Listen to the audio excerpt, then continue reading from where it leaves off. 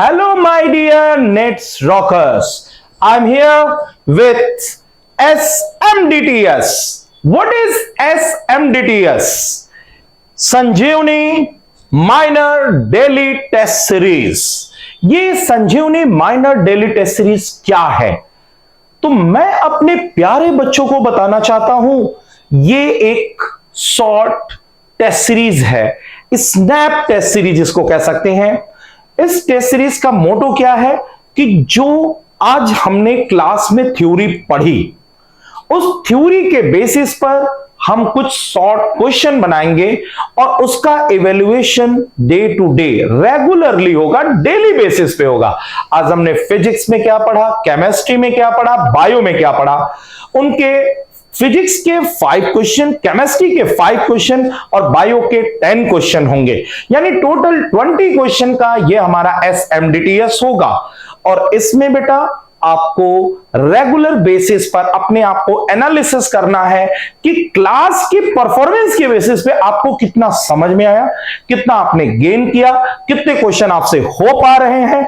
तो ये हमारी टेस्ट सीरीज बेटा आज से स्टार्ट हुई है और रेगुलर आपका जो है इसका डिस्कशन वीडियो मिलता रहेगा और आपकी थ्योरी भी आप अच्छे से रिवाइज कर सकते हैं, क्योंकि जो भी क्वेश्चन होंगे उनके बेसिस पे जो भी थ्योरीज होंगी वो थ्योरी आपको रिवाइज करने का अच्छा मौका मिलेगा।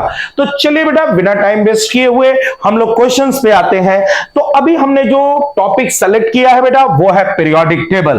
पीरियोडिक टेबल की बेसिक बातें आप लोग जानते हैं बेटा। पीरियोडिक टेबल की हम लोग स्टडी क्यों करते हैं? हमारे पास इतने ढेर सारे एलिमेंट्स थे कि सारे एलिमेंट के फिजिकल और केमिकल प्रॉपर्टी याद कर पाना हमारे लिए पॉसिबल नहीं था, इसीलिए हमें जरूरत पड़ी एक सिस्टमेटिक क्लासिफिकेशन की, जिससे हमें एलिमेंट की स्टडी करना आसान हो जाए। तो अपन जानते हैं बेटा, अगर इस सीरीज में हम लोग आते हैं, सबसे पहले हमारा लेवोजियर का कॉन्सेप्ट आता है। लेवोजियर ने एलिमेंट्स को 2 पार्ट में क्लासिफाई किया था, मेटल और नॉन मेटल, लेकिन उन्होंने मेटलॉइड्स के बारे में कुछ नहीं बोला।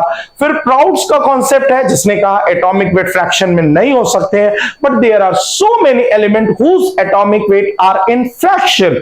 फिर आता है डोबेनियर ट्राइड्स रूल। ट्राइड का मतलब होता है बेटा 3 element in A group having similar property and one more thing, the atomic weight of middle element is the average of first and third. Now further, after triad rule, the next one is the Newland law of octave. If we arrange the element in increasing order of atomic weight, the first element is similar to the 8th one in property on the basis of musical notation. Okay, musical notation, you know, sa re ga ma pa dha ni sa. But this rule is valid only from lithium to calcium, because after calcium there is the difference of 18 element. One more thing, after the suppose inert gas की अगर discovery हो जाएगी बेटा, तो inert gas को हमने place कर दिया तो एक पीरियड में कुल एलिमेंट 8 हो जाएंगे और पहले वाले की प्रॉपर्टी हम 9 में से मैच करेंगे। इसके बाद आया बेटा Lothar Meyer curve. Lothar Meyer curve, he plotted a curve between atomic weight and atomic volume. The 4 position, how we remember that 4 position, the top means 1, ऐसे याद रखो 1 के बाद क्या आता है 2, और जो भारी भरकम होते हैं वो कहां रहेंगे? नीचे, यानी भारी भरकम कौन होगा? मेटलॉइड। मेटलॉइड कहां होगा? नीचे। 1 पे कौन है? Alkali metal on the top, और 2 पे कौन है? एल्कलाइन अर्थ मेटल, और डिसेंडिंग पे कौन है बेटा? तो हम लोग कहा top position occupied by the most electropositive alkali metal, descending position यानी 2 position that is occupied by the least electropositive alkaline earth metal, and the bottom are occupied by the metalloid, and ascending position occupied by the halogens. फिर इसके बाद हम लोग आते हैं Mendeleev में, that is based on the atomic weight. 63 element knowns थे, total 8 groups थे। 1 to 7 जो था 2 सब ग्रुप में डिवाइडेड था। ए सब ग्रुप में हमारे नॉर्मल या रिप्रेजेंटेटिव एलिमेंट थे, बी सब ग्रुप में ट्रांजिशन एलिमेंट्स था। इनर्ट गैस की अभी डिस्कवरी नहीं हुई थी। उसके बाद देखिए सबसे पहले अगर किसी ने सिस्टमेटिक क्लासिफिकेशन दिया था तो वो कोई और नहीं, मेंडलीफ था। मेंडलीफ के पहले किसी का कोई क्लासिफिकेशन सिस्टमेटिक नहीं था। एलिमेंट की स्टडी आसान हो गई। कुछ का इन्होंने प्रेडिक्शन भी किया था, गैलियम, स्कैंडियम, जर्मेनियम और टेक्नेशियम। इसका याद करने का ट्रिक भी मैंने बताया था आपको, गंगा से जमुना तक। मैंने बताया था एक का बोरॉन स्कैंडियम, याद करिए BSC, एक का सिलिकॉन जर्मेनियम सीता गीता, ठीक है ना, इस तरह से मैंने बताया था। एक का एल्युमिनियम गैलियम आलू गाजर, एक का मैग्नीज टेक्नीशियम मन तक। फिर उसके बाद मैंने बताया था कुछ के एटॉमिक वेट में करेक्शन था, बेरिलियम इंडियम बोल्ड प्लैटिनम। फिर इसके बाद इनके डिमेरिट्स आए थे, like the position of isotope, position of hydrogen, cause of periodicity, similar element was placed in different group, different element or placed in similar group, anomalous pair, ये तो Mendeleev की थी। फिर मॉडर्न पीरियोडिक टेबल है जो कि based था atomic number पे, और इस समय इनर्ट गैस की डिस्कवरी हो गई थी, टोटल ग्रुप 9 हो गए थे। फिर आता है आपका long form of periodic table that is based on electronic configuration and atomic number that was proposed by Rank and Werner based on the Bohr-Bury electronic configuration। किसी भी ग्रुप में एलिमेंट की प्रॉपर्टी सेम क्यों होती है? क्योंकि वैलेंशियल electronic configuration group का क्या होता है? सेम होता है। ये थोड़ा सा डेवलपमेंट ऑफ पीरियोडिक टेबल से रिलेटेड था। अब आते हैं हम लोग अपने क्वेश्चन पे। मैंने बेसिकली आपको कुछ सिंपल एक समरी पूरा पीरियोडिक टेबल के डेवलपमेंट का दे दिया।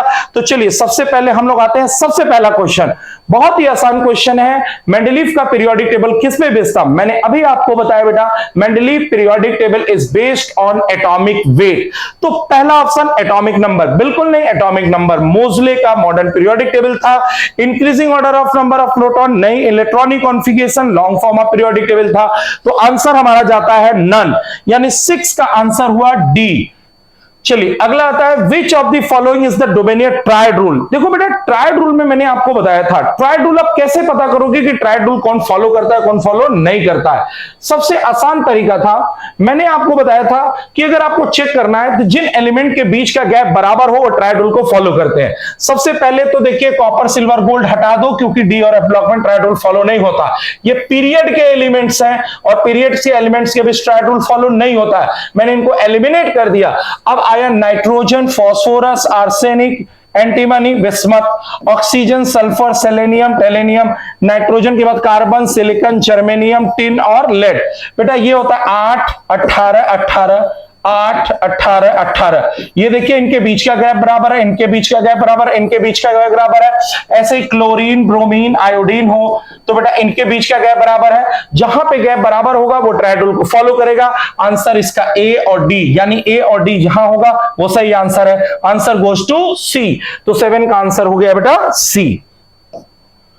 Which of the following set of element follow Newland octave rule? You have to check the element should be from lithium to calcium। तो लिथियम से कैल्शियम में आते हैं तो beryllium, magnesium, calcium. Answer first is correct। Now the last member in each period of periodic table, you know very well बेटा, अगर आप periodic table को देखते हो तो देखिए periodic table में आपने देखा बेटा ये एल्कली, ये अल्कलाइन अर्थ मेटल हो गया, ये बीच में डी ब्लॉक हो गया और ये आपके पी ब्लॉक हो गया, और लास्ट में कौन है आपका inert gas. The first one is the alkali metal and last one is the inert gas, the last member in each periodic table।